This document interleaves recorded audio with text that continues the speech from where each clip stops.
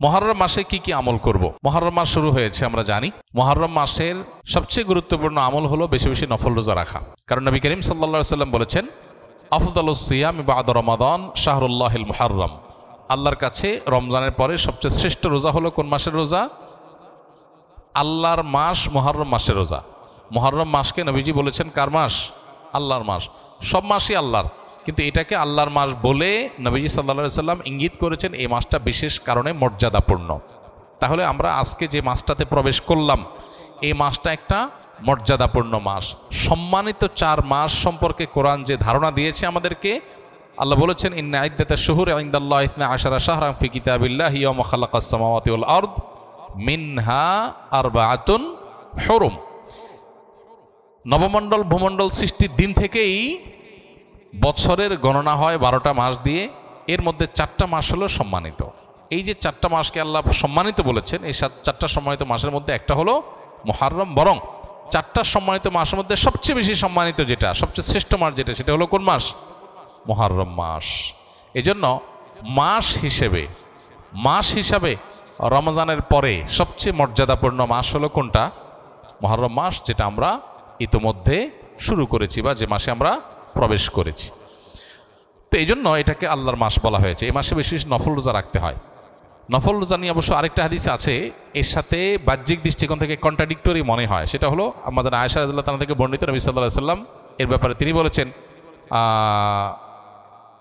মা রাআইতু রাসূলুল্লাহ সাল্লাল্লাহু আলাইহি ওয়াসাল্লাম ইস্তাকমালা সিয়ামা শাহরিন কাত্তু ইল্লা ফি রমাদান ওয়া মা রাআইতুহু আকসারা সিয়ামা মিনহু ফি শাবান। অর্থাৎ আমাদের আয়েশা বলেছেন রাদিয়াল্লাহু তাআলা আনহা, যে আমি নবী করিম সাল্লাল্লাহু আলাইহি ওয়াসাল্লামকে পুরো মাস রোজা কমপ্লিট করতে দেখছি এক মাসে, শুধু ছিল রমজান মাস, যে পুরো 30 দিন রোজা রাখছেন। এটা শুধু দেখেছি কোথায়? রমজান মাস। আর রমজান মাস ছাড়া সবচেয়ে বেশি, মাসের বেশিরভাগ দিন রোজা রাখছেন দেখছি যে মাসে, সেটা হলো শাবান। তাহলে এই হাদিস থেকে বোঝা গেল শাবানে বেশি রোজা রাখতে হবে। আবার আমরা একটু আগে হাদিস শুনলাম, রমজানের পরে সবচেয়ে শ্রেষ্ঠ রোজা রাখার মাস হলো মুহররম মাস। নফল রোজার শ্রেষ্ঠ মাস মুহররম মাস, হাদিস থেকে বোঝা যায়। তাহলে রাসূল সাল্লাল্লাহু আলাইহি ওয়াসাল্লামের আমল একরকম, হাদিস আরেক রকম। এর সমন্বয়টা কোন জায়গায়, কিভাবে? উত্তর হলো যে মূলত মুহররম মাস এটা নফল রোজার জন্য সবচেয়ে সেরা মাস। এরপরে শাবানের মর্যাদা। নবী সাল্লাল্লাহু আলাইহি ওয়াসাল্লাম হাদিসটা বলেছেন, কিন্তু এটা আমল করার সুযোগ তিনি পান নাই। আল্লাহ তাকে দুনিয়া থেকে নিয়ে গেছেন। শাবান মাসেরটা আমলের সুযোগ তিনি পেয়েছেন। তাহলে নফল রোজার জন্য সবচেয়ে আদর্শ মাস এটা, সেই হিসাবে বেশি বেশি এই মাসে নফল রোজা রাখা দরকার। আল্লাহ যাদের তৌফিক দিয়েছে, মুহররম মাস উপলক্ষে আমরা 2-4টা হলো রোজা রাখা দরকার। এখানে আমরা যারা আছি বেশিরভাগ মানুষই হয়তো এমন, মুহররম মাসে আশুরা রোজা রাখা ছাড়া আর অতিরিক্ত রোজা হয়তো যারা সোম বৃহস্পতিবার রাখছেন, আইয়াম বীজ রাখেন, এটা হয়তো রাখছেন, মুহররম মাস হিসাবে রোজা রাখার সুযোগ বেশিরভাগ মানুষের হয়নি। তো এই হাদিসের উপর আমল করার জন্য হলেও আমরা মুহররম মাস উপলক্ষে 1-2টা রোজা রাখবো ইনশাআল্লাহ। এক। দ্বিতীয়ত, মুহররম মাসটা সম্মানিত 4 মাসের একটা। সম্মানিত 4 মাসের বিধিনিষেধগুলো এখানে চলে আসবে। সম্মানিত 4 মাসে যুদ্ধ বিগ্রহ করা নিষেধের সম্পর্কে আয়াত আছে, যদি অনেক আলেমদের মতে এটা মানসুখ হয়েছে। আবার সম্মানিত মাস হিসাবে আল্লাহ তাআলা বলেছেন, ফালা তাজলিমু ফিহিন্না আনফুসাকুম, এই মাসগুলোতে তোমরা নিজেদের প্রতি অবিচার করো না। পাপাচার থেকে বাঁচার জন্য এটা বিশেষভাবে যত্নশীল হতে হবে।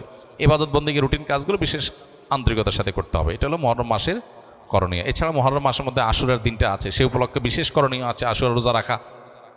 হ্যাঁ, আশুরা রোজা রাখা এবং আল্লাহ তাআলার শুকর আদায় করা মুসা আলাইহিস সালামের বিজয়ের কারণে 2টা রোজা রাখা সুন্নাত আশুরাকে কেন্দ্র করে। এ হলো মুহররম মাসের করণীয়। এর বাইরে মুহররম মাসকে কেন্দ্র করে অনেক করণীয় আমাদের সমাজে আছে, যেগুলো একটাও কোরআন বা হাদিস দ্বারা প্রমাণিত নয়। মসজিদ থেকে বের হওয়ার দোয়া কি? মসজিদ থেকে বের হওয়া এবং মসজিদে প্রবেশ হওয়া, এই উভয়টার দোয়া সম্পর্কে আমাদের সর্বস্তরের মানুষের মধ্যে জানাশোনা অনেক কম।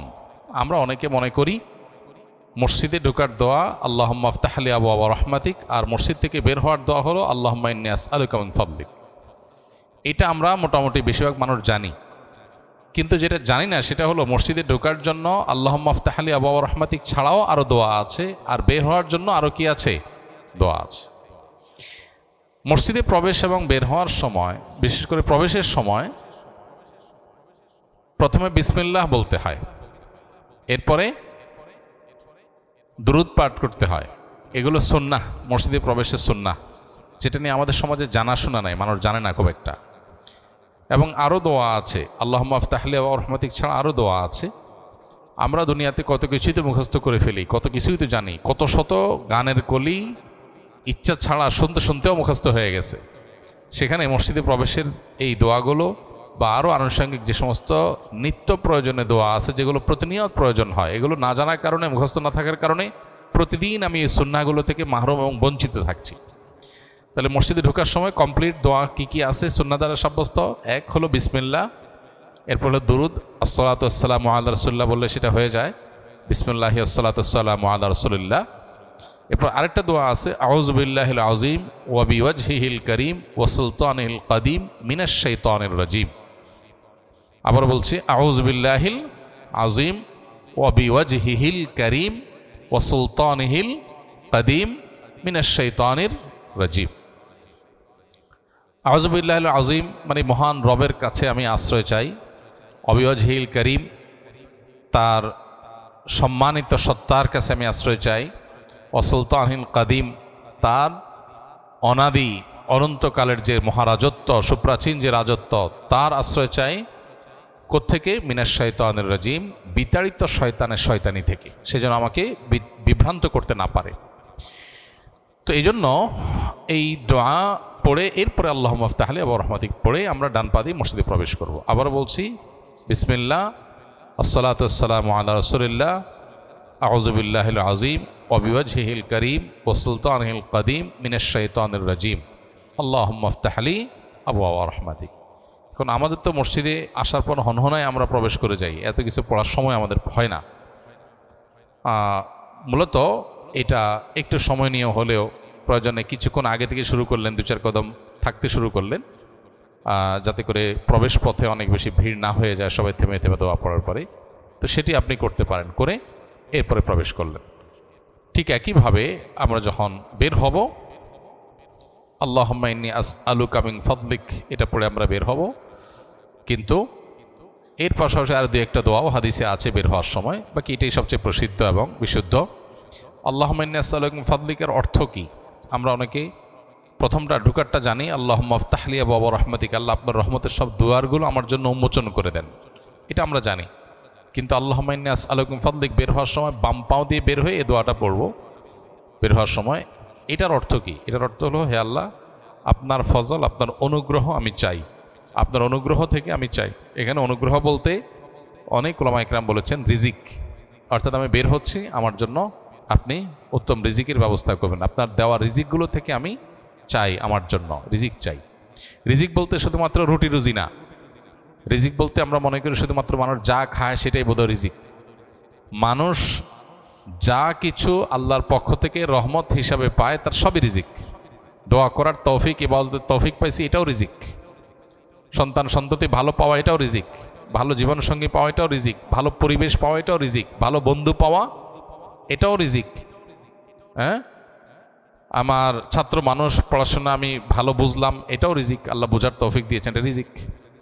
আমি পড়াশোনা যা পড়লাম সেটা মুখস্থ ধরে রাখতে পারলাম, এটাও রিজিক। যা জানলাম সেটা যে আমলের তৌফিক পেলাম, সেটাও রিজিক। মানুষ আল্লাহ রহমত হিসাবে যা পায় সব কিছু রিজিকের অন্তর্ভুক্ত। এই জন্য আল্লাহুম্মা ইন্নী আসআলুকা মিন ফাদলিক, আল্লাহ আপনার রিজিক চাই আমি, এখানে সব কিছু আল্লাহর কাছে চাওয়া হয়ে যায় মূলত। তো সেই অর্থ, সেই উদ্দেশ্য মাথায় রেখে আল্লাহর কাছে সেটাকে পেশ করা সেভাবে। তো এইভাবে আমাদের মসজিদে ঢোকা এবং বের হওয়ার সুন্নাহগুলোকে আদায় করা দরকার।